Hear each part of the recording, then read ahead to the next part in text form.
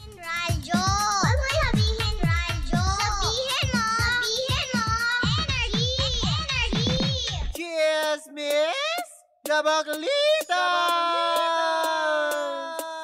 With Tita Cora and Kapitana Sisa.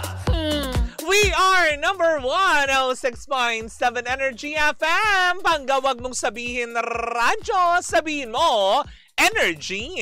Sa lahat pa rin po ng mga kabubukas pa lamang na kanilang mga radyo, isang magandang umaga. Metro and Mega Manila. Ako po si Kapitana Sisa. Sa ngalan ng aking partner na si Tita Cora na next Wednesday pa ang balik. Oo, nakakalok. Naka-scheduled leave, sarap, diba? Wait ka lang, B. Hanggang December 10 ako. Yan, at syempre sa mga nakatutok pa din, kami ang Baklita sa Hello pa rin po sa inyong lahat dyan. Syempre sa mga nakatutok via our digital platforms on Facebook, TikTok, and of course sa ating YouTube channel. Hello po sa inyong lahat dyan. Sa mga nanonood sa mga panig ng mundo at ang Pilipinas. Hello Philippines and hello world. Ganon talaga, diba? Ang lamig ng panahon ngayon, hindi ba? It's raining cats and dog today. Stay safe everyone, sabi ni Kuya Chito. Oo nga, diba? Mag-iingat po tayong lahat. At syempre, yung mga nababasa po natin ng mga ulat, doon po sa ating mga kababayan dyan sa may Cebu na dumaranas yata ng bagyo, diba? Ipagdasal natin sila na naway maging, ligtas sila, diba? At syempre, yung mga tulong na deserve nila, gaya ng sinabi kanina na iniulat natin, hindi ba? Na yung parang DSWD may hinanda ng 120,000 food packs, diba? At syempre, mga libo-libong relief goods, 'di ba? Kung meron naman din tayo maitutulong pa din, 'di ba? Kung sakaling hindi man kayo lalong-lalo na diyan sa parte ng Cebu, kung may mga parte po diyan na hindi po kayo affected ng bagyo, 'di ba? Kung meron naman po tayong maibibigay na tulong, 'di ba? Pahatid po natin 'yan para sa ating mga panggang mas nangangailangan sa mga panahon na ito, hindi ba? Oras ito ng pagtutulungan na hindi para magsumbatan kung ano yung mga maitutulong at kung ano yung mabibigay. Sabi nga nila, 'di ba?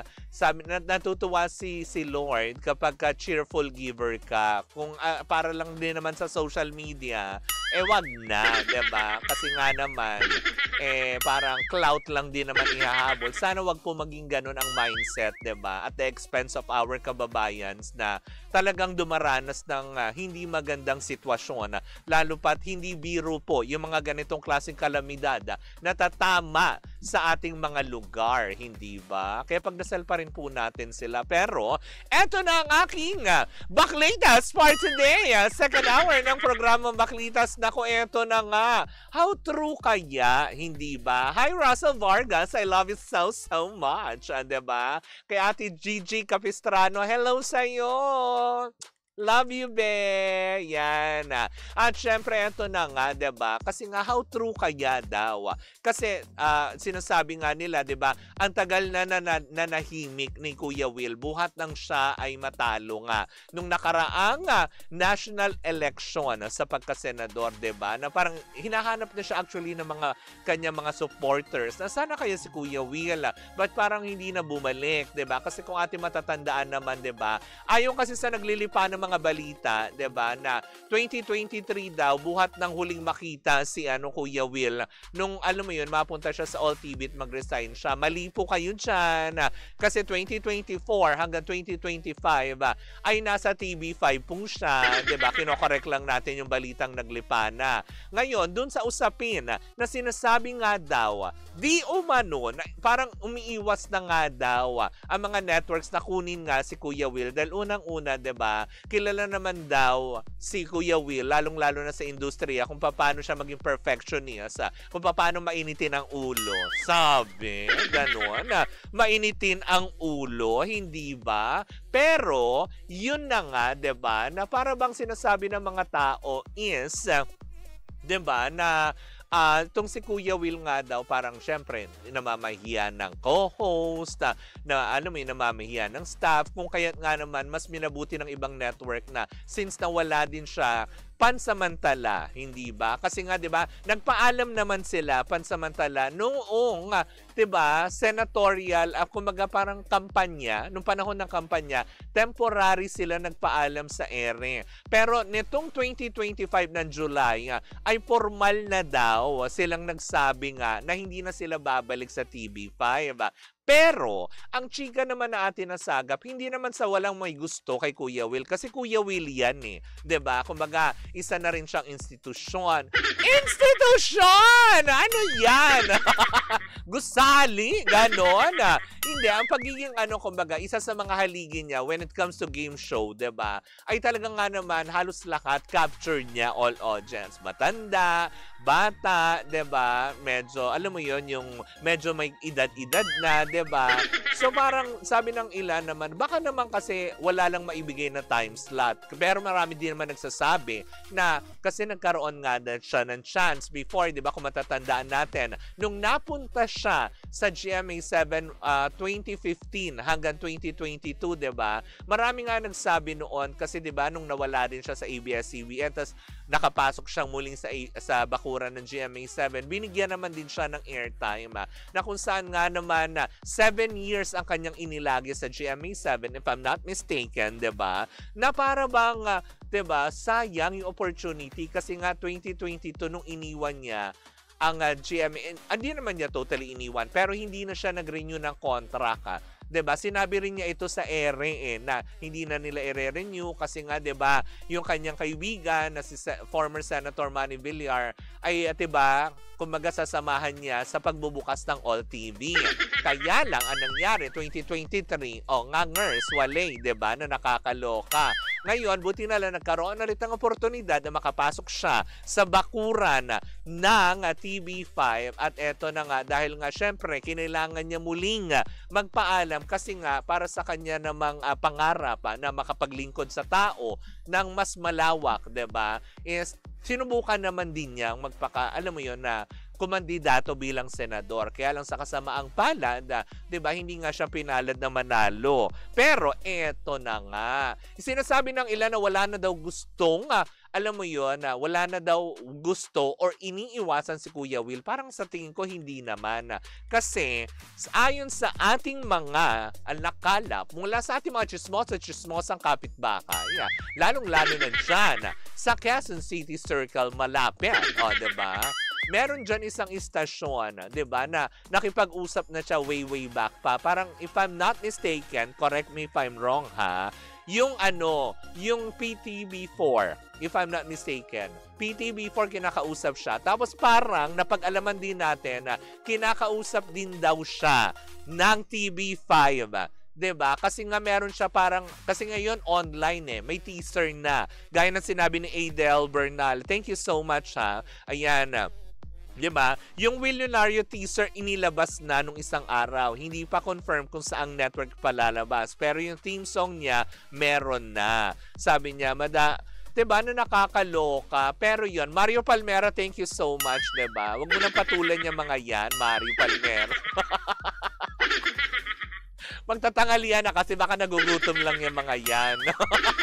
Pero eto na nga, tama ka dyan, Adel, 'di ba? Na yun nga, meron daw kasing dalawang programa na inihahain ang production, of course, undered by Willie Revillame. Yung wawawin yata, parang magkakaroon yata ng rebranding. Pero may will to win pala. Hindi pala wawawin. Sorry, kinokorek ko yung sarili ko. Yung will to win niya, magkakaroon ng parang rebranding.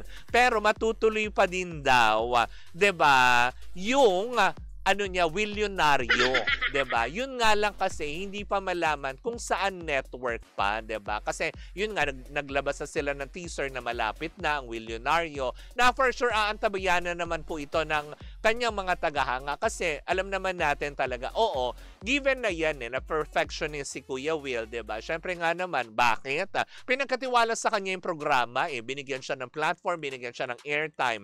So dapat lang naman suklian niya yung ibinigay na tiwala sa kanya, 'di ba? Hindi yung tipong porket na tipong ay hindi, kailangan ako magdesisyon ganito. Kasi hindi na isa sa mga chikang atin nasagap, no? Na para bang isa din daw itong puntos na tinitingnan ng ibang network na baka magka-problema lang sila. Kasi nga, 'di ba, sa prinsipyo ni Kuya Will, sa kung ano man, 'di ba? Pero sabi nga ng ilang mga tagahanga niya, wala namang hindi na pag-uusapan or nasusolusyonan sa mahinahon na pag-uusap, 'di ba? Bakit may diin yung pagmahinahon? Lahat naman ng bagay sa mundo, hindi ba, is na pag-uusapan yan sa matiwasay, maayos, mahinahon, para nagkakaintindihan, 'di ba? So, yun, antabayanan natin. Pero ako, I'm so excited to see him again.